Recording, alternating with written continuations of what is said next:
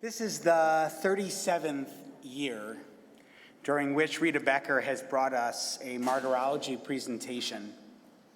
There is a famous question raised about Noah, who is described as Ish Tzadik Tamim Haya B'dorotav, a righteous man, blameless in his generation.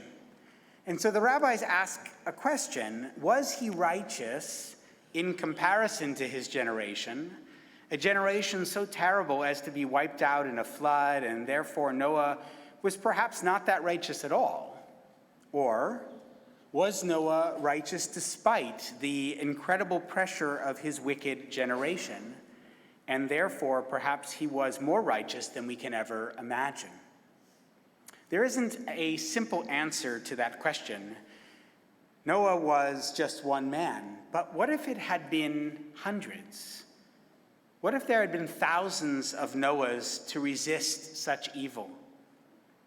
The collective story of the 1943 Danish boat rescue is a reminder about the possibility of human goodness and our potential for sacred resistance. To tell the tale, I'm honored to call forward the incomparable Rheda Becker.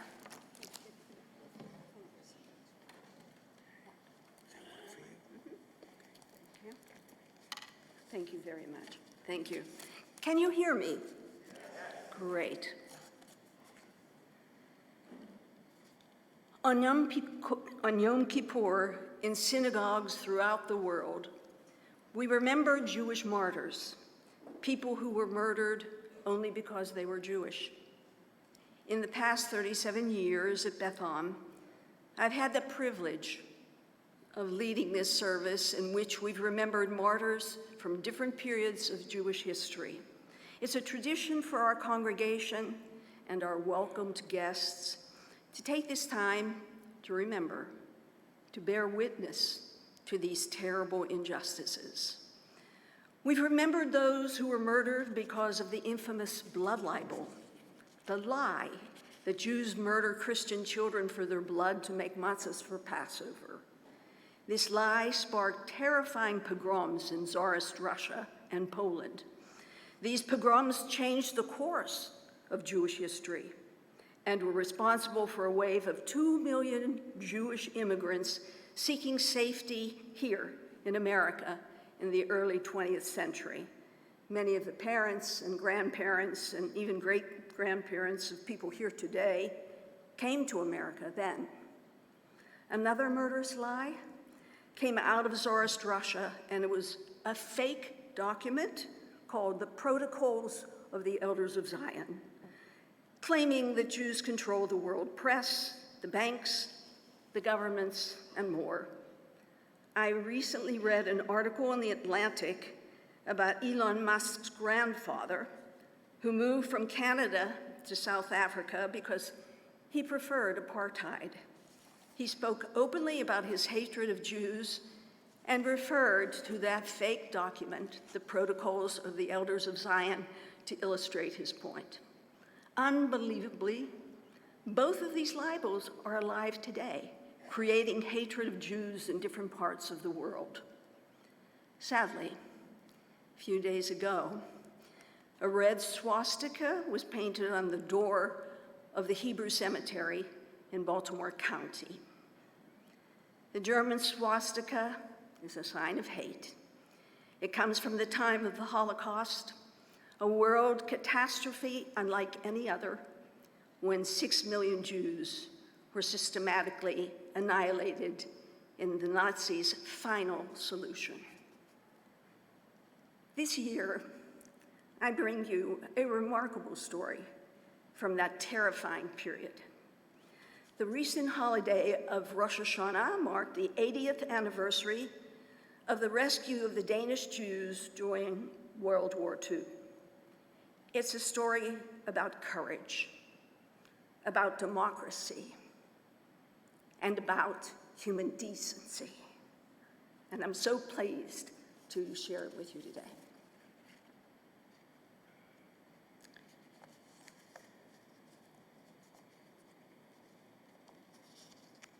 On April 9th, 1940, Denmark was invaded by Nazi Germany, realizing that they couldn't defeat the well-armed Germans and wishing to avoid civilian casualties, the Danish government surrendered. The Nazi government pretended that its occupation of Denmark was a measure taken to protect the Danes from a British or French invasion. Because the Danish government promised cooperation, the occupation was relatively mild at first. King Christian X retained his throne, and the Danish government and the parliament and the courts continued to function. Even censorship of radio and press was administered by the Danes. Hitler allowed the Danes to continue governing as he believed that the blue-eyed, blonde Danes were Aryan and a part of his mythical master race. The Danes prided themselves on a long history of tolerance, treating its citizens equally, regardless of religion. So early on, the Danish officials repeatedly insisted to the German authorities that there was no Jewish problem in Denmark. The Germans soon realized that any discussion about the Jews in Denmark was possibly an explosive issue, which might have severe consequences for them, for Germany, because they relied heavily on Denmark for their food, for fish, for meat, for butter, and more. As in many countries, there were anti-Semites in Denmark, but they were frowned upon by the Danish government and the king. In late 1942, a Danish anti-Semitic newspaper decided to attack the country's Jews.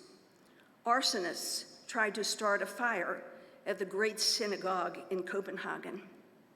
The Danish state responded quickly, and the courts imposed stiff fines and jail sentences on the editors of the publication and on the arsonists. Denmark's punishment of anti-Semitic crimes was correctly interpreted by the German authorities as a signal this government would be uncooperative toward any measures taken against our Danish Jews. During this time, the Jews in Europe were forced to wear a yellow Star of David. Of course, the Yellow Star Edict was an element in the Nazis' methodical process of stigmatizing Jews, separating them step by step from the populations they had been a part of.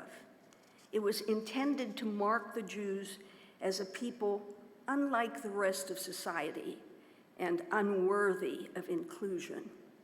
This was something the Danes would not tolerate, and the Danish Jews never had to wear the yellow star. The rabbi let us know some months ago that it's a myth that the Danish king wore a yellow star to be in unity with his Jewish countrymen. Neither the Jews nor the king ever wore a yellow star. The Danes would not have allowed it. In Denmark, newspaper accounts conveyed the overall horror of the deportations to the east in Europe. Danish Jews with family in Europe were very worried about the silence. They had no word from family and friends who were sent to the east. Letters that went unanswered and cards that never came. The Danes became concerned about the Nazis within Denmark itself. The number of Nazi troops had soared from 20,000 to 150,000. A Danish resistance movement grew and became active with an underground press and sabotage actions against the Nazis.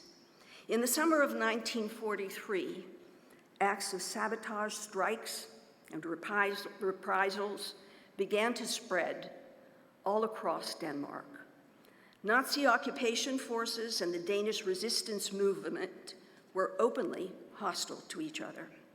And finally, the truce between Denmark and Germany was brought to an end after the Danish resistance blew up the Forum, which was the largest exhibition hall in Scandinavia.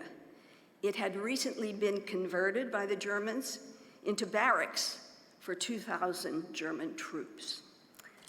For the Nazis, that was the last straw. On August 28th, the German commandant in Denmark, Werner Best, delivered an ultimatum to the Danish government. To remain in power, it would have to turn on its own people. Anti-Nazi voices would have to be silenced, and death sentences would have to be imposed on Danish saboteurs. Before the day was out, the Danish government and the king rejected the Nazis' demands completely. A proclamation went into effect the next day when the Nazis declared a state of emergency and imposed martial law. Some 100 prominent Danes were taken hostage, including the chief rabbi, Max Friediger. At this moment, the German commandant, Werner Best, sent a telegram to Berlin saying that the time had come to deal with the Jewish question in Denmark. The Nazis hatched a plan to round up Denmark's Jews and transport them to Theresienstadt, the concentration camp in occupied Czechoslovakia. The plan called for 2 transport ships to arrive in Copenhagen on Rosh Hashanah, the start of the Jewish New Year.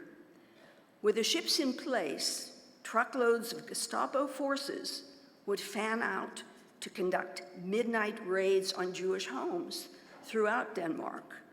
They would be guided by membership lists that the Nazis stole by breaking into and ransacking the offices of the Jewish Community Agency of Denmark, to which Jews throughout Denmark belonged.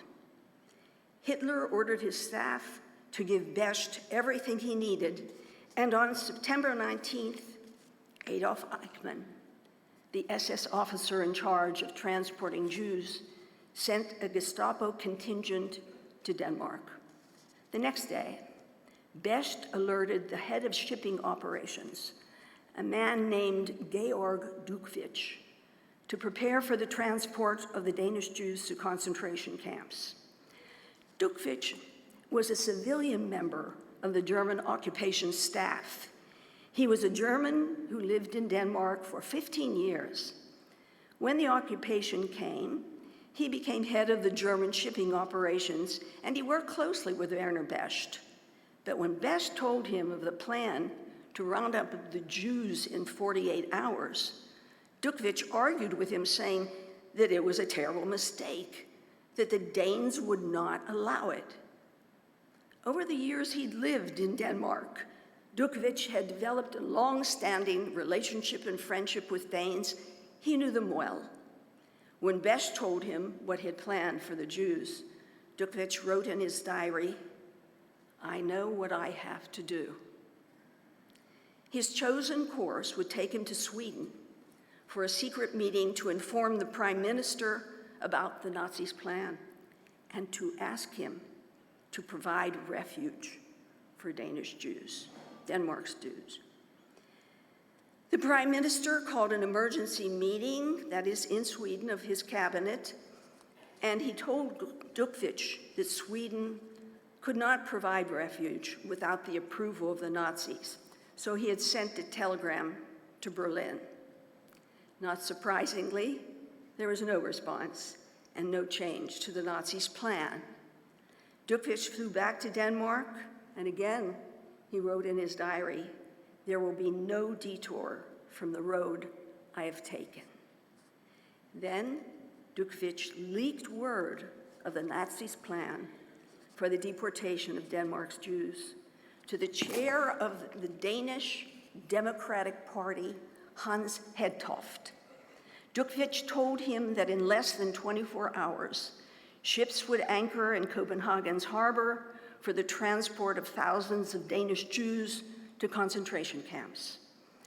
Hedtoft immediately contacted the Danish resistance and the head of the Jewish community, who in turn alerted the acting rabbi, Marcus Melchior. At the morning services on the day before Rosh Hashanah, September 29th, 1943, Rabbi Marcus Melchior made this announcement to the congregation in the great Copenhagen synagogue. I have very important news to tell you. Last night I received word that the Germans plan to raid Jewish homes throughout Copenhagen and to arrest all Danish Jews for shipment to concentration camps. They know that tomorrow is Rosh Hashanah and our families will be home. This situation is very serious and we must take action immediately. You must leave the synagogue now and contact all relatives, friends, and neighbors whom you know are Jewish and tell them what I have told you. You must tell them to pass the word on to everyone they know who is Jewish. You must speak to your Christian friends and tell them to warn the Jews. You must do this immediately within the next few minutes so that in 2 or 3 hours from now, everyone will know what is happening. And by nightfall tonight, we must all be in hiding. At this terrible moment, the Danish resistance and the Jewish community mobilized to create one of the most effective episodes of mass resistance in modern history. The early phases of the rescue were improvised, but when Danish civil servants at different ministries learned of the German plan, they independently pursued various measures to find Jews and to hide them, even looking at telephone books for Jewish-sounding names. By the end of the month, the vast majority of Danish Jews were in hiding. But that was considered a temporary state. They absolutely needed a safe haven. And of course, that is what Dukvich had tried to arrange. Now, Sweden's priority, and you know they were neutral, was to keep itself out of the war and to keep German troops out of Sweden. And one can understand their point of view that they didn't want to provoke the Germans. The persuasion to provide sanctuary to Danish Jews actually came to some degree from the Swedish people themselves. They wanted them. But the final push came from the distinguished nuclear physicist and Nobel Prize winner, Niels Bohr, whose mother was Jewish. Bohr had received a word from the Danish resistance that the Gestapo was going to arrest him in a few hours, and he had to leave Denmark immediately. He and his wife were taken to a safe house, and when it was dark, they left Denmark in a boat to Sweden. When he arrived in Sweden, arrangements had been made for him to board a British aircraft waiting to take him to London. But Bohr refused to go any further until he delivered an important message to Sweden's King Gustav. An audience with the king was quickly arranged for by Bohr's friend, the famous Swedish actress Greta Garbo. Bohr did get agreement from the king to offer asylum to the Danish Jews who were desperate for sanctuary. On October 2nd, 1943, the Swedish radio broadcast that Sweden was ready to offer asylum to the Danish Jews, and the mass rescue followed. This decision saved thousands of lives. Despite the enormous risk that they took, ordinary Danish citizens united with the Danish resistance to save nearly 95% of Denmark's Jewish population. There were 7,800 Jews in Denmark. 7,220 of them were evacuated, along with 686 non-Jewish spouses. They all escaped by sea to Sweden. The Danes organized escapes on hundreds of boats from points all along the coast. They put together a flotilla of 300 boats, including large fishing vessels to rowboats, even kayaks, ferrying Jews on a dangerous voyage to Sweden that could last 3 hours. Many of these boats were originally built for the Danish lighthouse service. These small vessels made the perilous crossing between Denmark and Sweden, transporting approximately 10 or 15 Jews at a time. You can imagine how long it took to accomplish what they did. It was a perilous time, dangerous for everyone, and there were losses of lives and vicious betrayals by people who profited by informing the Nazis. Although the Nazis found thousands of Jewish houses empty on that Rosh Hashanah night, they did manage to capture 464 Jews. These were people who had, for various reasons, not received the message to leave their homes and hide. They were shipped to the concentration camp Theresienstadt. Although it was not a death camp, it was a horrible place where there were frequent transports of Jews to Auschwitz. Tragically, 53 Danish Jews perished in Theresienstadt. That so many survived in the camp is due to the pressure from Denmark, who frequently sent their Red Cross to check on their Danes to make certain that they were receiving the packages of food and medical items that had been sent. And when the war ended, the Danish Red Cross sent buses to pick up the Danish Jews. As a result of this intercession on behalf of the 464 Danish Jews who were deported to Theresienstadt, over 99% of Denmark's Jewish population survived the Holocaust. After the war, the Danish Jews returned to Denmark from Sweden. There were some who stayed in Sweden because of relationships they'd had there. When the Danish Jews returned to Denmark, they found their homes intact. They were not looted, but instead they were kept up during the war. In fact, the Danish Jews were welcomed back with open arms. Some months again, my very good friend Larry Rivets called to speak with me about the subject for this year's Martyrology. I told him I had a few ideas but had not yet come to the point of selecting one. He told me about his friend, lone Azola, whose father and mother had been part of the Danish resistance during the German occupation of Denmark. Larry also sent me a lovely article about Lone from the Towson University magazine. Lone had attended the university and later taught there. She is married to Marty Azola, who is well known for splendid restorations of historic buildings here in Baltimore. I was delighted to meet Lone, whom I admire so much for her efforts in having this story of the Danish rescue told. I loved hearing her stories about her family and was fascinated to read the articles about them that she so kindly brought to me. Among the articles was a program booklet from a Shabbat service in Beth El Temple in Harrisburg, Pennsylvania.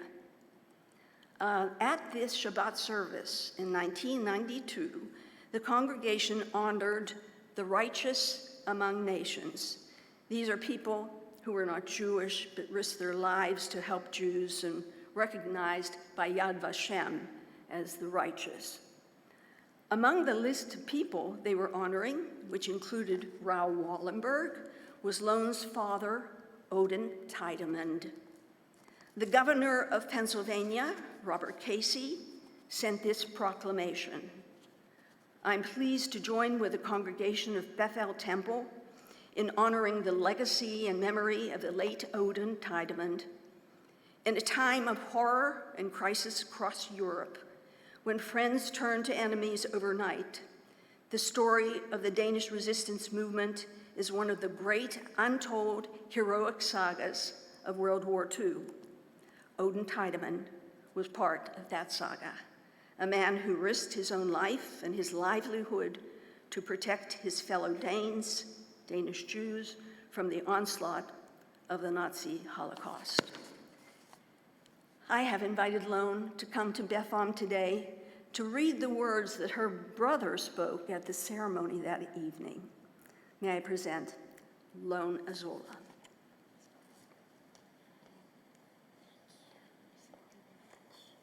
Can you see? Check it out. Type this. No. Okay. Lean in. Lean in a little. Thank you very much for inviting me to read my late brother's words.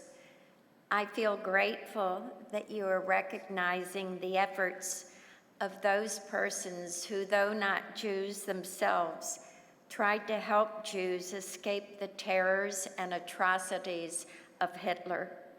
My parents, Blanca and Odin Tideman, were living in Denmark during World War II and were part of the Danish resistance during the Nazi occupation of Denmark from April 1940 until May 1945.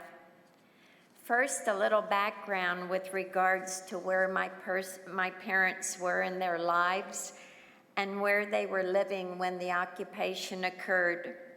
My mother and father had been married for 2 years and were living in Copenhagen. The occupation of Denmark had come as a complete surprise to the Danes. They were not prepared for it. During their 1,100-year history, no country had ever successfully taken over Denmark.